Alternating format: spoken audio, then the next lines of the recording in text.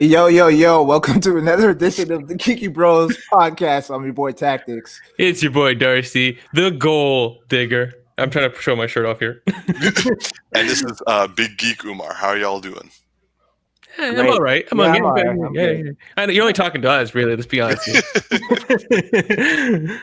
And yo, it's your birthday today, son. Yeah. Happy birthday, Darcy.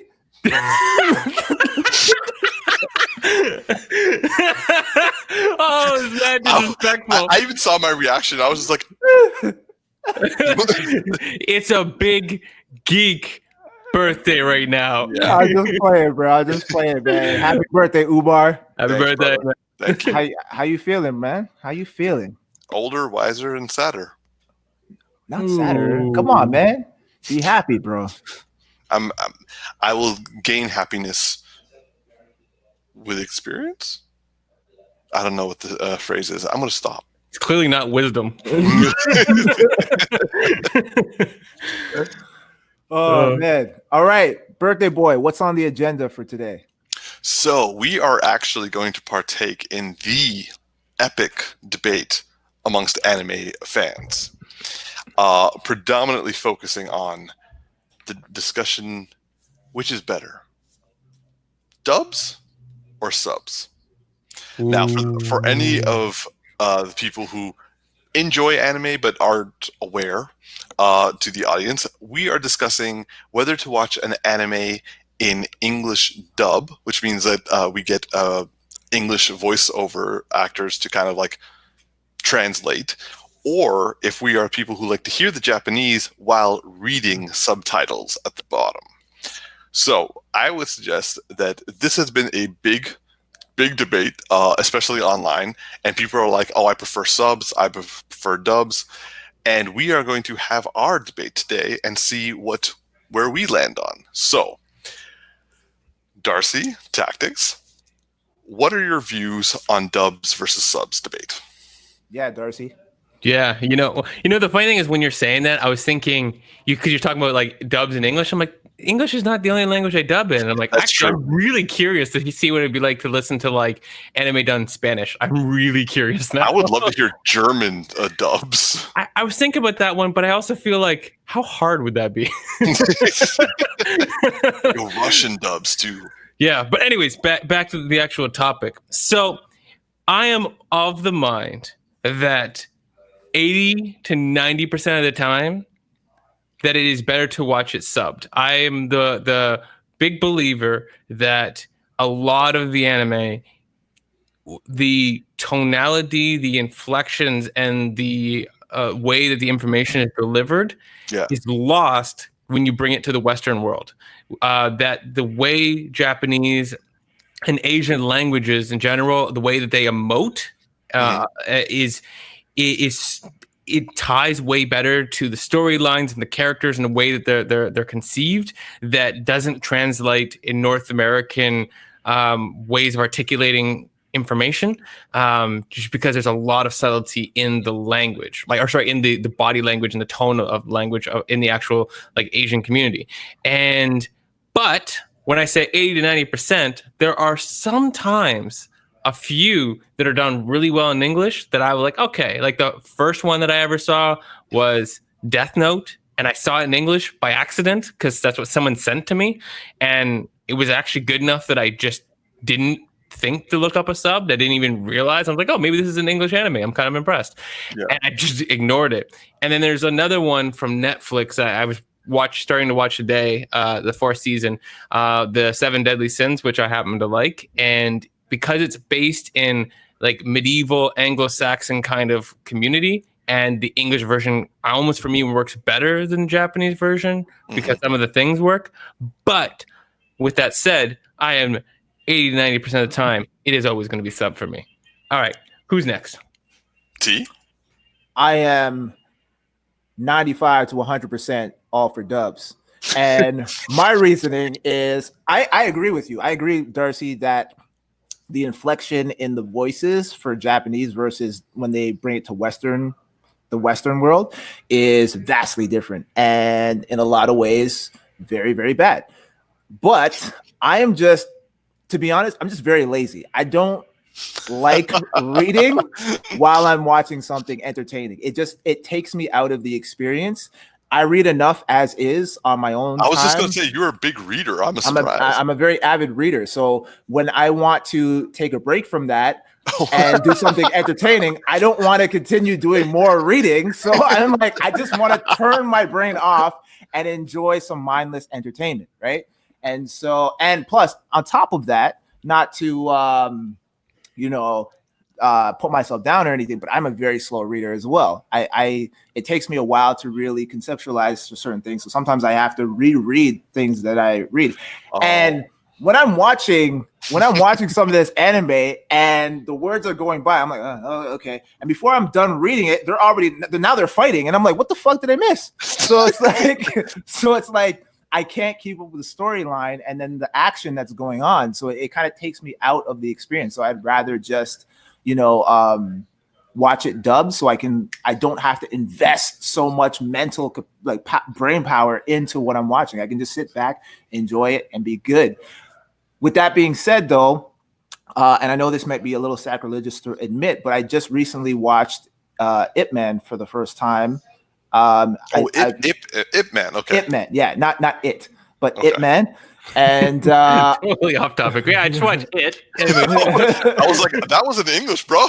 No. I watched Ip Man, and we watched it dubbed, and yeah, I got a good sense of what you guys were talking about, because when I'm watching dubbed anime, it doesn't like a lot of the English stuff doesn't affect me. It doesn't bother me. I'm like, oh, okay, like whatever. I didn't understand what you guys were saying until I watched Ip Man, and I'm like, oh man, this is very off. Like, yeah. None of the inflection is there. None of the emotion is really there. Like, one of his friends was dying or whatever, and he had some sort of dialogue, and it didn't have the same impact and the same fun. I was like, yeah, very flat. I was like, what the fuck? I don't feel that. I don't really care that this guy's dead. You're not making me believe that I should care. So I get it from that standpoint. Still enjoyed Ip Man. Ip Man is badass, but that's for another time. Yeah. But I definitely get it. But for me, like I said, I'm just super lazy, man. I don't want to sit there and read. I do have a question for you, Tactix. Yeah. Do you watch anime like you sit down and you're focused on anime, or do you do work while watching anime? No, I can't. I know where you're getting at. I can't multitask when I'm watching. Okay. When I'm watching stuff, I don't know how Darcy does it. Fuck, man. Like I honestly don't know how you do it, because I like, if I'm working, I need my full 100% focus on what I'm doing, and if I'm watching something, sometimes I'll get a little distracted. I might be on my phone or whatever the case may be, like scrolling through Instagram sometimes or whatever. But then I completely miss whatever is happening a lot of the time, and so I have to go back and rewatch what I missed, because it's often a very vital thing that happens. So I often like to just kind of be really absorbed and fully consciously aware of what's going on. So I try not to multitask. But even still, I'm just lazy. I don't want to read when I'm watching anime. So like I will say that based off of my conversations with people who watch the dubbed, predominantly now, the people I know who watch it dubbed are focused on it more because they are multitasking. Like, I know at least 4 people off the top of my head. I don't want to name them and like call them out, but like, they are kind of like, they're either working while watching, they're either, working out while watching, or they're like, they're doing errands around the house, but also staying on top of everything. And one other person was just kind of like, I just got home from work, I'm exhausted, I don't want to like read, I want to be told.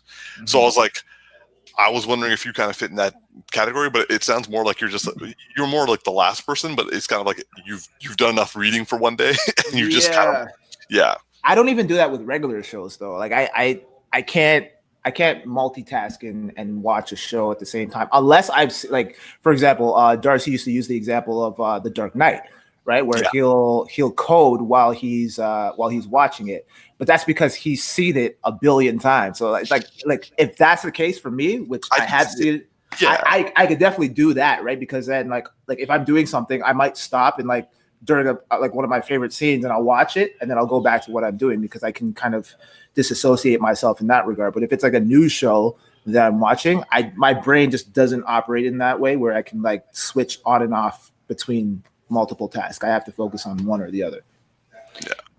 Okay. You know, the thing that like I wish I had the ability to do, because this is the thing that bugs me about I love subbed, but the thing that bugs me about it is hitting at the thing that I just got put on blast for is that like I watch and work, and it bothers me that like I can't just listen to anime because like let's say for instance like I'm catching up on Boruto because it's COVID and you know there's nothing to do, so I'm watching Boruto, which actually by the way is getting good right now. But anyways, and I want to be able to. Umar's like, you know, it can't be.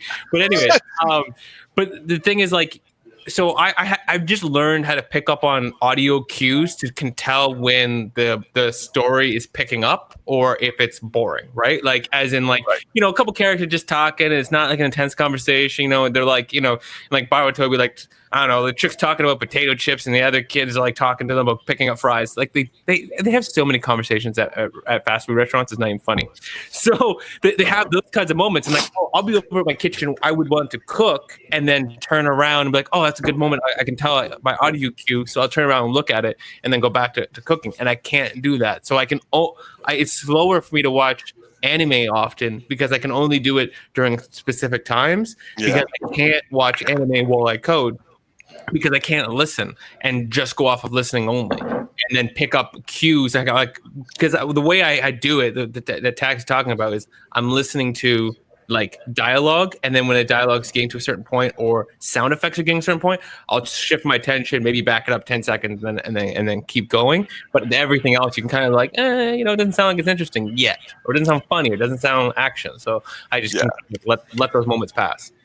So yeah, no, that makes sense to me. And also like I mean, for me when I'm like watching, I've rewatched Star Trek, Star Trek The Next Generation, the original series, and also DS9. I've watched those like maybe 500-600 times each episode. So like I have that in the background. I'm multitasking. Like that's the sort of things like I can multitask and watch and still enjoy. But okay, so to answer for my answer, I would say that I'm 100% subs.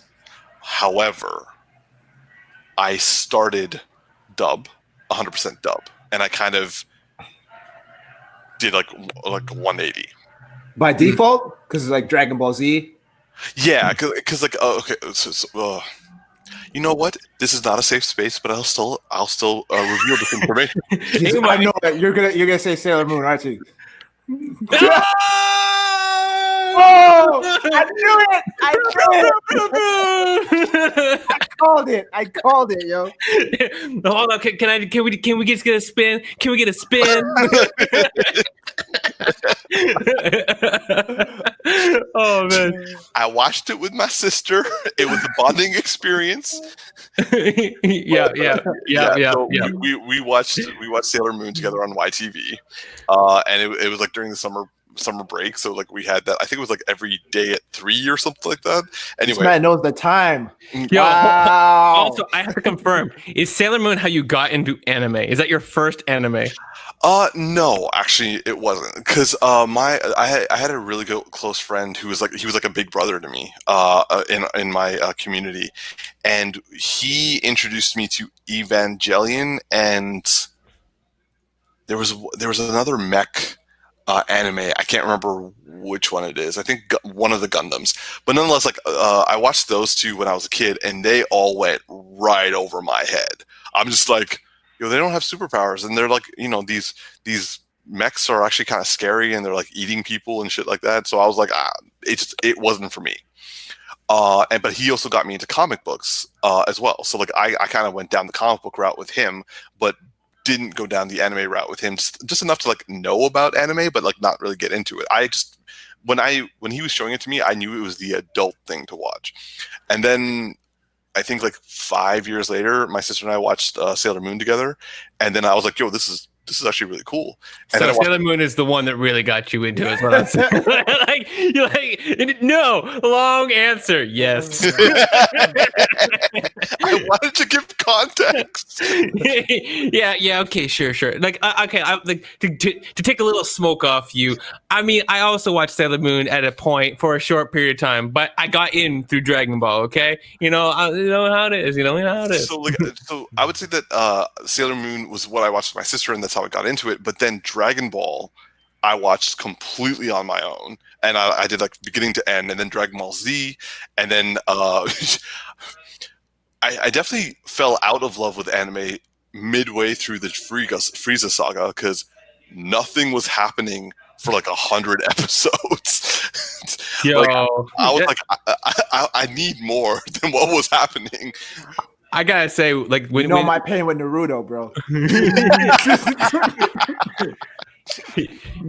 you know, like I watched that like Dragon Ball Frieza saga, and that was like for me like when I really got heavy into it, and I was like watching it religiously at the time, and oh man, when that battle finally concluded, man, it was just like you know you've done a giant project, and you're like, yes, finally, yes. And then like right after it goes into like filler, and you're like, man, this is garbage. Like I just spent 100 episodes watching so much intensity, and I can't deal with this. And like, the funny thing is, like 100 episodes, it's for a kid, it's not small commitment to like you get invested at that point, and you're like, yo, I've waited this long, I want to see him beat somebody. You be mad after school too, bro. You be like, yo, today better be the day that they start. Yeah, man. Exactly. So for me, like, but the problem was I started watching other anime movies after that, and like Vampire Hunter D and like this Studio Ghibli and like all that sort of stuff, and all of it was English dubbed. Granted, like Studio Ghibli went a little bit higher, like they had like actual like big name actors do the voices, so that those were better. But like all the other dubs for me, like they just sounded really flat, like kind of like what you're saying about Ip Man. Like it just wasn't like gelling with me. Yeah. So I think the last anime I watched dubbed was the first series of Full Metal Alchemist. And that, for me, was the best dub I have ever heard. Now, granted, it was the last one, and I like 100% flipped to the other side. So I've never gone back. So I don't know any of the new ones. Like I haven't done One Punch Man. I haven't done My Hero Academia, and I haven't done... Darcy, you just said it. It's Seven Deadly Sins. Seven Deadly Sins. Well, to be fair, I had a hard time getting into that anime anyway. But like, so for me, like I've never gone back, so I can't judge dubs now. I don't know if they've gotten better from when they were back in the day. For me, it's very much the reason why I stuck with subs is what you were saying, Darcy. The inflection, the tones, they are natural. They make me feel like these are people actually having a real conversation, and like the speed of which they're speaking matches with the subs, as opposed to when I'm listening to like the dubs, it's very inauthentic, and also it feels like the speed of conversation varies based off like whatever is happening, but it doesn't feel like it's being directed. It just feels like it's being like dictated to me. So yeah. I'm 100% full convert into subs after I went through like the beginning of dub. Yeah, and you know, like going back on some of those ones. By the way, I mean I know Tactix. That's how he watches the show and how he loves it. But I can't stand My Hero Academia done in English. I cannot stand that. I haven't even tried it. But I will say the ones that like the two that I called out. Actually, one is really good. Death Note is really well done in English. Because I watched it that way, and like it was like really, really well done. Other people who've done a great job. The guy who does Frieza for Dragon Ball is amazing in English. I love Vegeta. The thing is, I watched all Dragon Ball like Z when I was, well, not all of it, but I watched like, because I haven't seen all of Dragon Ball. I've seen all of Dragon Ball Super though. But like when I was, I love it. I love Super. It's like it's just action. It's like crazy amounts of action, and it's not trying to be other animes with like all this in-depth stuff. It is just like a lot of Goku, right? It's great for that. But the thing was, I watched Dragon Ball growing up in English, and he's very much this like trying to be Superman character, which didn't always line up with things. And then I watched in English and I was like, his voice is or in Japanese. I'm like, his voice is unbelievably annoying, like Goku.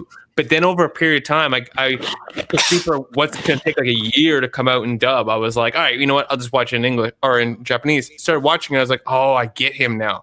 But seeing Frieza in both of them, the guy that's English is probably one of the best adaptations from Japanese to English. He really understands the Japanese character and figures out how to inflect in English so well. And then watching the Japanese one, it's better, but it's like 11 versus a 10, where Goku is like when you understand Goku in Japanese and you understand why his voice is like a high-pitched voice most of the time, you realize that Goku's like a real drop in comparison. Especially there's a scene in Super where Goku always has this high pitch kind of like giddy kind of voice. Yeah. And then he has this moment where he turns and looks at Frieza and his voice drops down like 2 registers and makes this statement where because it's like a statement of like trust. And he's like, oh, don't worry. It's like, I know. And then he was just like, and then he goes back to giddy and you're like, what? And it's just Goku creeps you out almost as much as a villain. And you're like, you don't see any of that in English. So, but I digress. For me, I would say that it was Naruto. That was a series that I began watching as a kid. I could not stand the voice actor for Naruto. Like, yeah, I can't.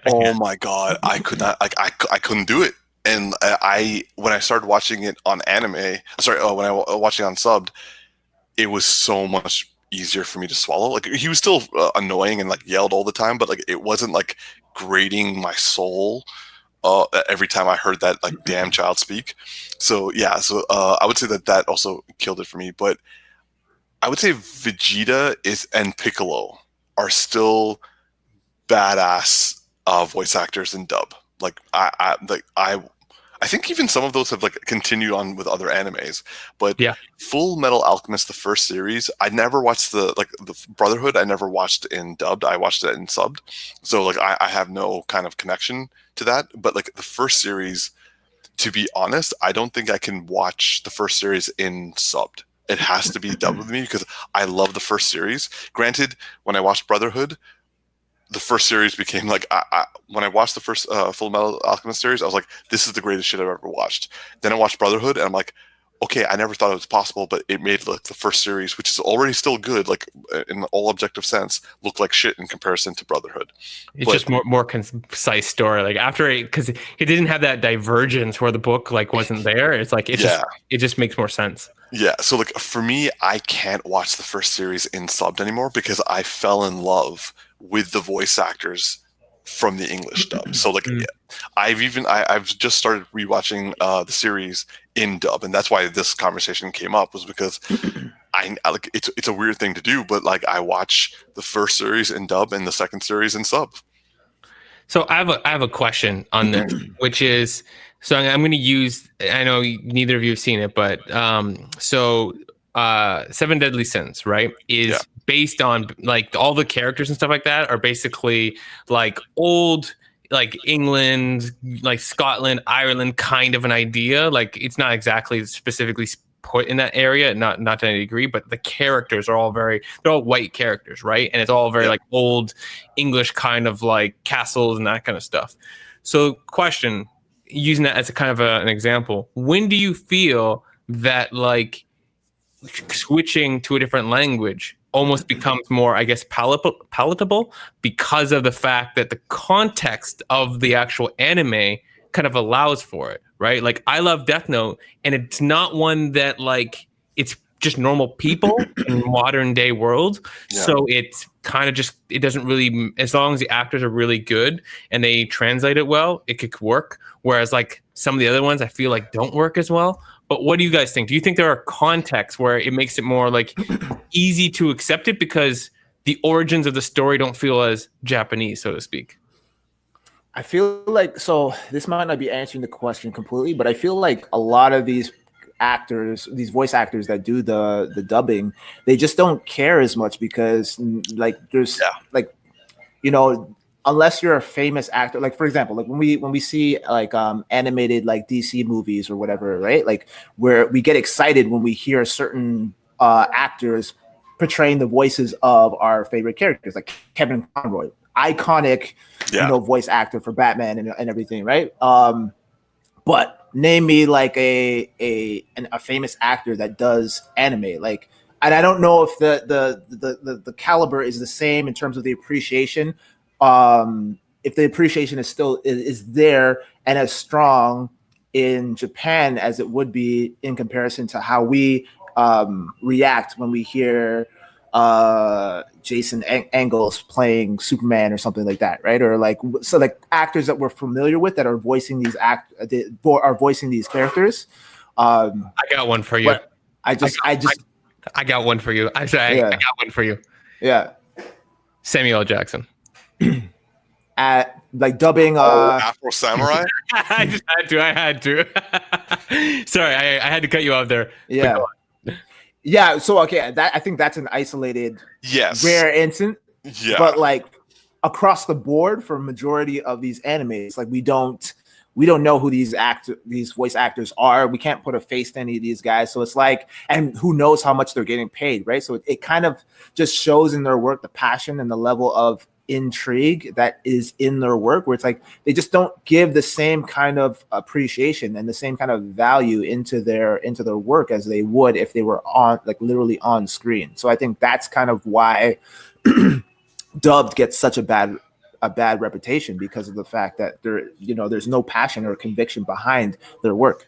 I actually completely agree with that, because the only times I've, aside from Full Metal Alchemist, the first series, the only other time I've actually really truly enjoyed an anime was watching a Studio Ghibli movie, like Spirited Away, Princess Mononoke, and Howl's Moving Castle. All of them had like actual top tier actors doing the voices, and those actors were taking it seriously. Like they're like, okay, let me get the inflection down. Okay, for them, they had to like contend with the speed of which the story was progressing. So they had to sacrifice here a little bit there, but like at least they were committed, like you're saying, like the passion was there. But like you said, like just comparing a Western anime like Avatar: The Last Airbender, like the voice acting we got from there, granted, like the style and the dialogue was all kind of meant to showcase the best of voice acting from the West. We're putting that feather in the cap there as like something to like manage the debate. But those voice actors committed, that they were trying to represent the character.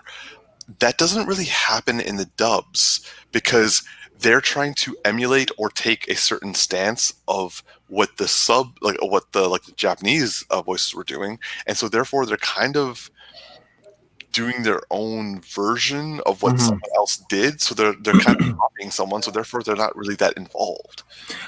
I wonder if it's the same kind of thing where, like, for example, I mentioned the DC animated stuff. Yeah.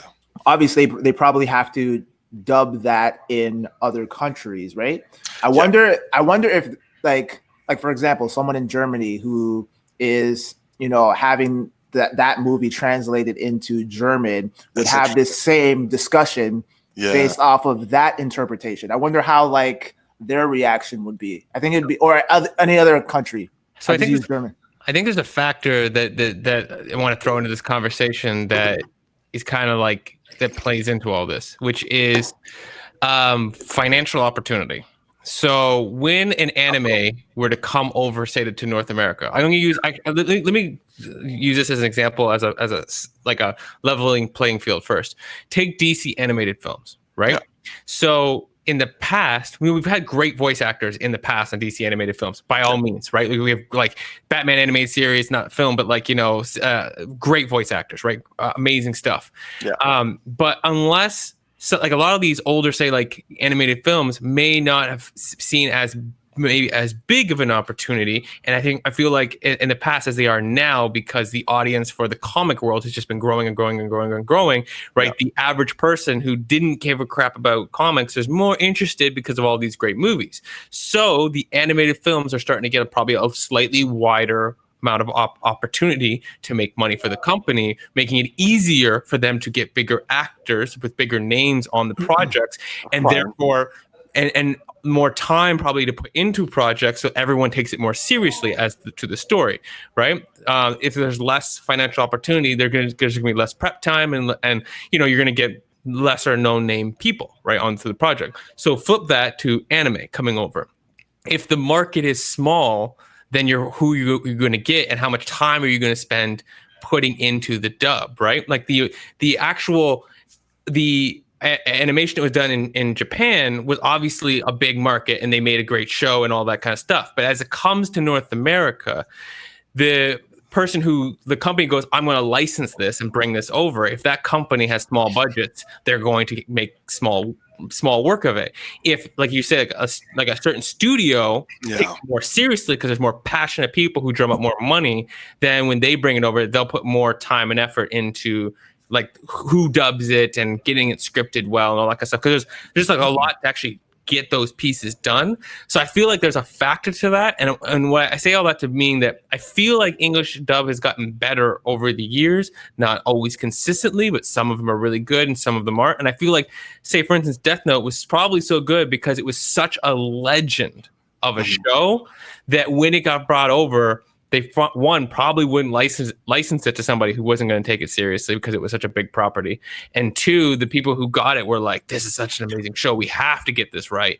And so there's probably more put into it. But I just feel like sometimes a lot of these might come over and they're just like, they're doing it quicker and they're doing it with less money and less budget, and they're not getting people who would have the time to take it as seriously, or maybe the chops to take it as seriously because they haven't done as much acting and as much depth into understanding why are they inflecting like that, and people who have that training to go, okay, I see what this person's doing. I have to do exploration to understand how I'm going to create this character to do similar things, but to not sound like I'm caricaturing.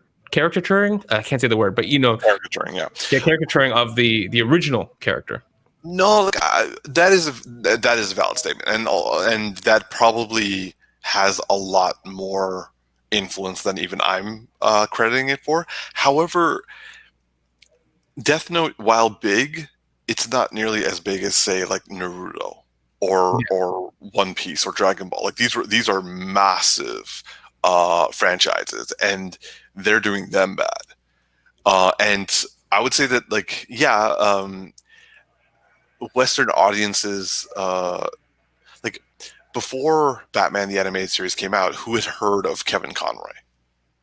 And like Mark Hamill, we all knew him as Luke Skywalker, but like he kind of disappeared from major roles for me. But I think the opportunity was there for the Batman animated series because of the Batman movies franchises before. Okay, that's a good point. That's a good point. But like nonetheless, like I feel that enough of these, like, even if they got low budgets and like they had to make things work and things were rough as a result of it, I can understand that. But the market for anime has exploded the way in the West has exploded the way that the market for like superhero movies has been. So like, they don't have a big studio like Warner Brothers, but to be fair, Marvel animated movies suck. Yeah, they do. Most of Marvel animated stuff, like I've watched a bunch of their TV shows, and I'm like, they're fun. They have good moments. And like, if you commit to a whole season, near the end of the season, you'll get some good stuff. But those first 3 episodes are not easy. I would say the only Marvel animated stuff I've enjoyed is Hulk versus, which is a movie, which was like Hulk versus Thor and Hulk versus Wolverine. And the other, like the series were like Spider-Man and Young Justice. No, sorry. Spider-Man is Marvel. Young Justice is DC. I'm stupid. Spectacular Spider-Man. That was the only really good series, because like even the animated Spider-Man from back in the 90s, it was all right, but like it definitely had its problems. X-Men Evolution and X-Men and Wolverine and the X-Men, those were actually pretty dope. X-Men Evolution was solid, man. Still, that's still like another one-hit wonder situation. Yeah. And I'm not trying to say like the financial part, like, but it's a fair point. It does have a big influence. Yeah.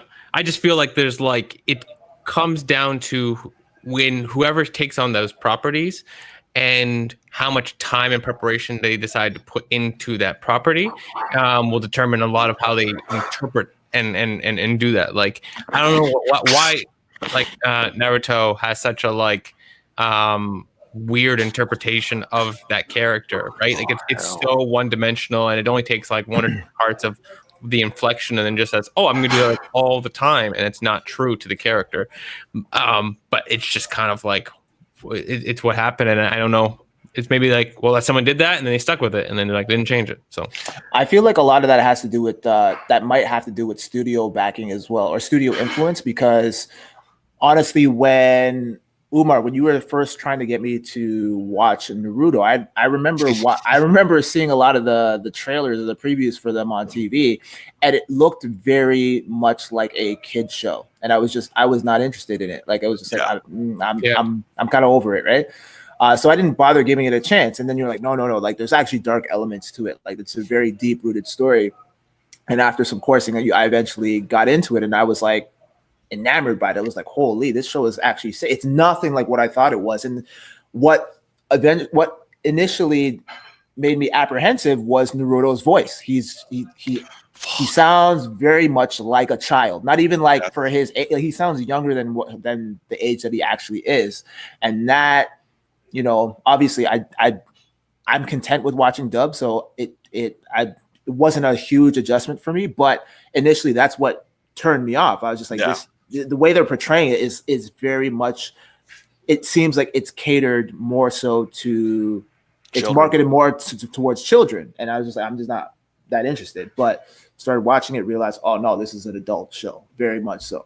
I also wonder how much they were aware of how deep the story was in advance, because how often like people will get like a comic book movie and then like, don't really understand the character and like or the way someone's writing it or whatever, because it's like if you take it at its core, right at the beginning, he's like, and you don't know about his parents and you don't know about like really why he's so like that kid who shows up in class and is like so loud, I'm gonna do all these things and trying to prove stuff like to everybody all the time.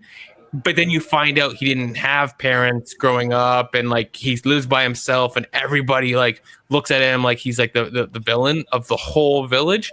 And you're like, oh, he's really overcompensating. He's a child with a lot of pressures against him, right? And if you understand that depth, then you might also do it different. But again, the studios, I mean, I want to say like Dragon Ball is a perfect example with Goku, where they're trying to make him into Superman, and he's not Superman. Like he's actually really selfish. When you see like especially the super stuff, like he's really a selfish fighter. He does do Superman-esque things in the moment, like if you threaten his planet, he will defend his planet, but he eggs on the fight because his only real goal at the end of the day is, can I beat them at their best every single time? So he's like, I'll save the planet, but I will fight to the very last like inch of proving I'm the best at the same time, which is a very selfish thing to do. Totally. So I have a question for you, Tactix. So just a story for a bit of context for the audience. I took Tactix to go see the My Hero Academia, the second movie in theaters. So that's a nice little date that you guys had there and didn't invite me on. I know you invited me, but you just made it sound like between the two of you and not me.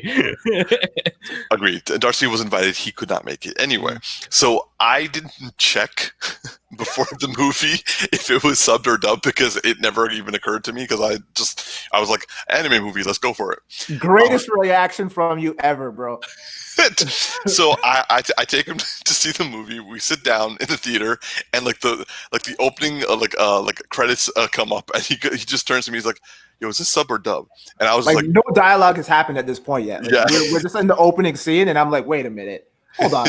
And I turned to him, I'm like, bro, is this subbed or dubbed? And this was his reaction like this. He's watching the screen, and he's like, oh shit.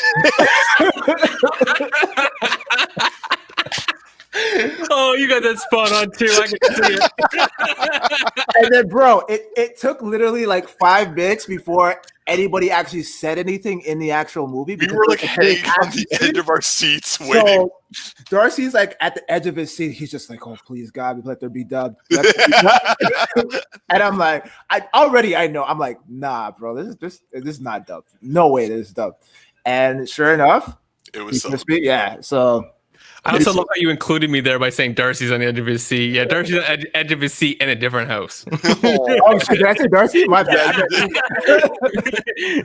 So, okay, now that we've given context, here's my question. Yeah. Did you enjoy watching the film in subbed when we were watching it in the theater? Before he answers, I have a question about this. Were you guys sitting close to the front or like pleasantly in the back? Middle. Okay, good. Because I'm imagining if it was like close to the front, Tag is just like. Umar,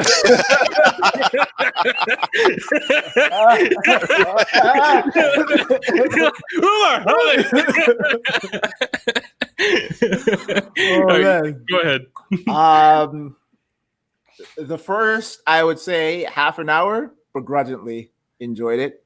Okay. But I started to really get into it. Like the subtitle, like I still had a hard time following because like, literally, Darcy, I was like, I needed that little ball at the end of every, like at the top of the words. Like, what the fuck is going on?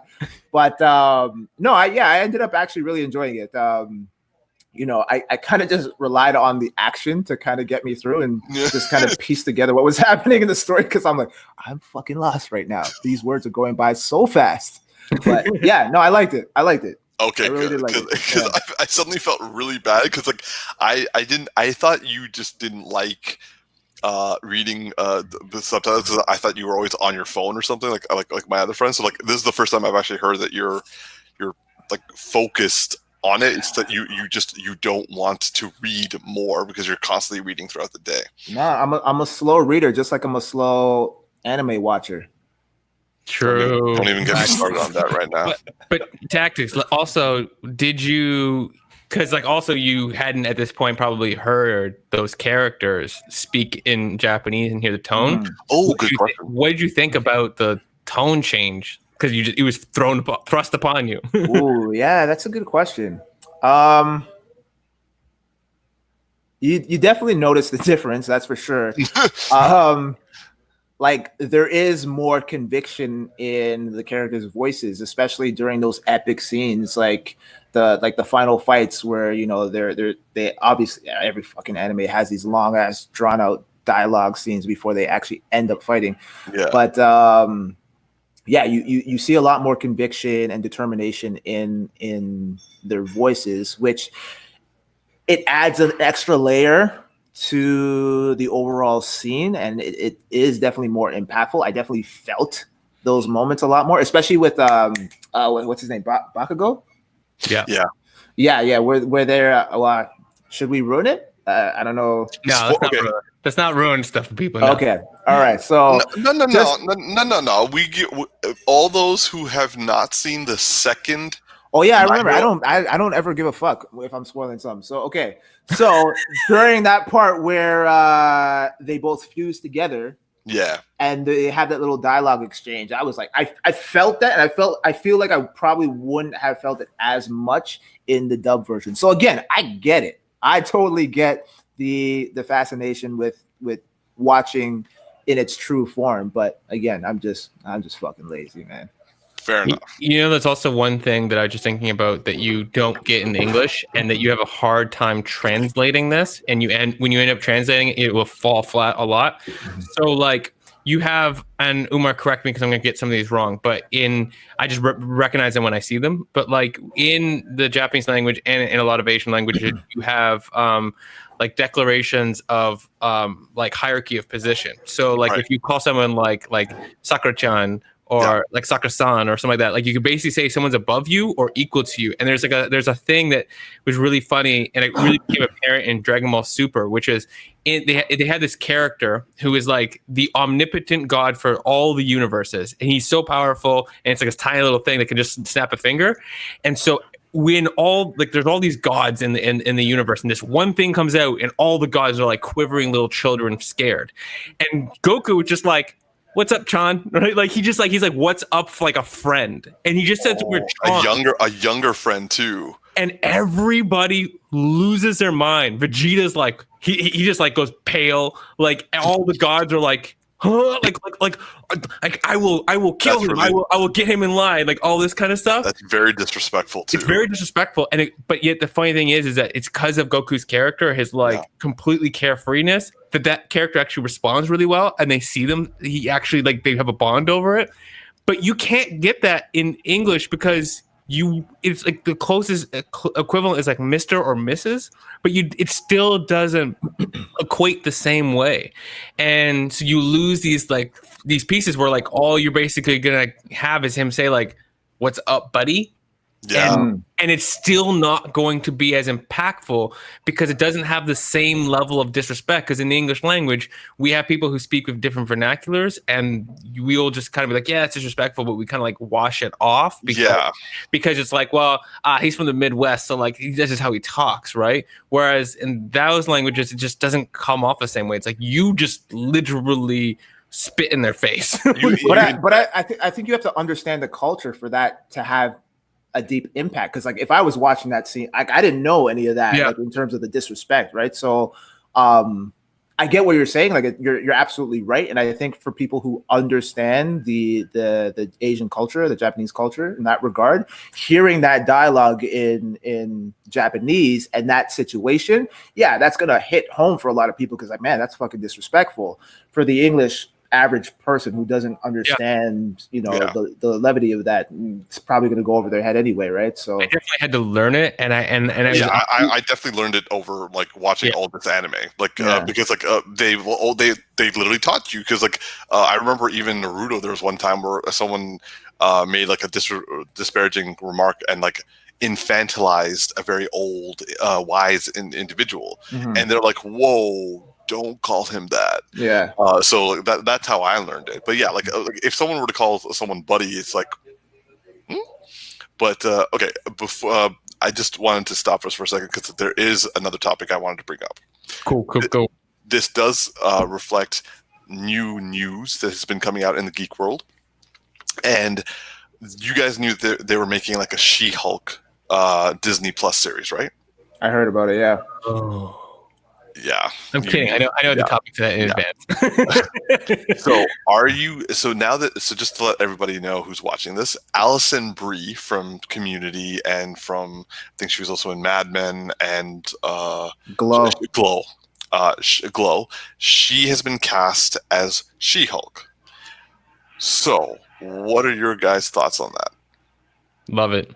I mean, I love her. Like she's awesome. Like she's awesome in Community, and then she's surprisingly she'll play one character, but she can surprisingly be the opposite of it. I'm excited to see what she does with it. Yeah, I'm the same way. I feel like this has been something that has been in the public for a while now. They tried to be coy about it because she was on one of those talk shows or whatever, and they made mention of the fact that they were planning on doing a She-Hulk TV series. And the host was like, yeah, I heard that they're looking for an Alison Brie type character to play the role to Alison Brie. And I was like, why not just get Alison Brie, right? So I feel like they had been talking about this for a while now, and it's just now coming to light. But yeah, I love it, man. I thought she was awesome in Community. Didn't see Mad Men. Heard a lot of good things about Glow. But yeah, I think that's great casting. I'm excited to see where that goes, and I want to see a little interaction between her and Mark Ruffalo. If they end up, he's supposed to at least show up a little bit. Cameo? Oh, awesome. Yeah. I will say that me personally, I love Alison Brie. Don't get me wrong. And like now that it's been most predominantly set that she is the cast for She-Hulk, I'm not angry against it. The only thing I'll say is I'm slightly disappointed, because I personally really wanted Rosa from Brooklyn Nine-Nine to play her. Oh, you know what? That would have been a good choice too, though, man. Yeah. Probably a better choice, actually. She even said she really wanted to be She-Hulk too. I can see that. I can definitely see that. Interesting. I was getting annoyed with you. He's like, oh, I can tell you're like, I'm not mad. I'm like, not mad. It's great Yeah. casting. And then like, oh, that's not bad. That's not bad. Yeah. I gotta say something. No, totally.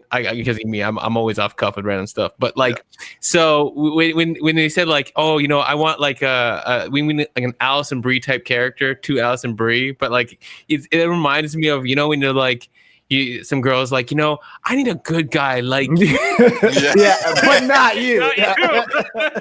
It's like, can we get Rosa from? Like, that's what that sounded like.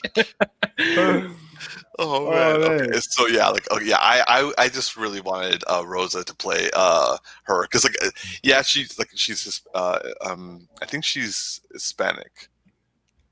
I don't know her exact background is, but like she can still look like she's a cousin of Mark Ruffalo. Ooh, interesting point. Yeah. I mean, I don't really see either one of them being far worse than the other one of looking like a sibling. And who knows if they'll tell the story that they'll be related or if they'll adjust the story in some kind of way. They're cousins. Like I think they're first cousins. Yeah. And She-Hulk has like more control over her Hulk form, I guess. It depends on which iteration, because like her iterations have changed a lot. Like this actually leads to my next very brief question, because I know we're short on time. But do you want to see her transition from Alison Brie to She-Hulk, or do you want to have her being like green the entire time? See, I don't know much about the character to really speak on it. I mean, I guess I would be open to either or. It'd be interesting to see that dynamic. I do think we deserve another Hulk movie, to be honest, but I'm also very on board with the She-Hulk, and especially if Mark Ruffalo is going to make a cameo, then I'm all for it.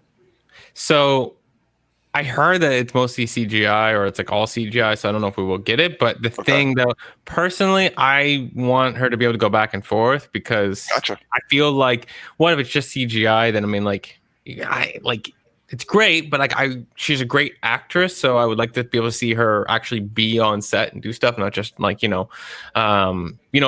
her just as normal. Yeah. I think she could be a great. Like, I don't know how much the show will go into the actual movie universe, but I think she could play off really well off a lot of people.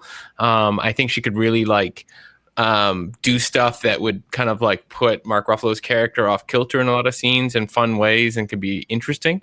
But yeah, I would want her to be able to go between both. And to answer your question from earlier, Stephanie Beatrice has Argentinian and German ancestry and Bolivian. So, and Colombian. A lot of things in her stuff, but yes, Latin America is definitely in there. And She-Hulk is she's a lawyer as her day job, right? Yeah. Okay. Yeah, like basically her and Daredevil are like the two lawyers in the Marvel universe that always back up superheroes. Oh, interesting. I didn't know that. Though she has She-Hulk has defended super criminals, but these are like small time criminals that are like kind of getting like the beat end of the stick. Ooh, okay. That could make for an interesting show then. To be honest, up until because when I heard that She-Hulk was in development, especially after Age of Ultron, I totally expected her to like defend her cousin in terms of like causing mass destruction. Yeah. But now that he's kind of like a beloved Hulk character, that kind of went out the window. So is that the Hulk that they intend to use in She-Hulk, or are they reverting back to because I have no me personally, I think it would be like the one that we saw in Endgame. Yeah, because that is who he is now. Okay, it seems. Yeah. So I don't for me personally, just to answer my question, I would prefer the transformation myself. I like seeing the transformation. However, I mean, like for example, like Zoe Saldana, she looked fine green the entire time. So like, but they would have to make her bigger, or she would have to kind of bulk up quite a bit, right? Yeah. Yeah, I mean, like I'm googling pictures because I don't know She-Hulk that well, and there's iterations where she does look really big, but most of them she looks like slightly larger than an average human, and then there's a few variations that look like she just looks like a normal person who's green. And if you're gonna make her green all the time, then I would actually prefer her to be like Gamora, where she's just like normal size person with like prosthetic and whatever makeup on, and then that way you like she's so in control that her body doesn't morph, but she's just green and she's super powerful. And I would like that, if we're gonna have that all the time. I don't know, I just don't feel like I'd want her to be like some larger CGI thing all the time.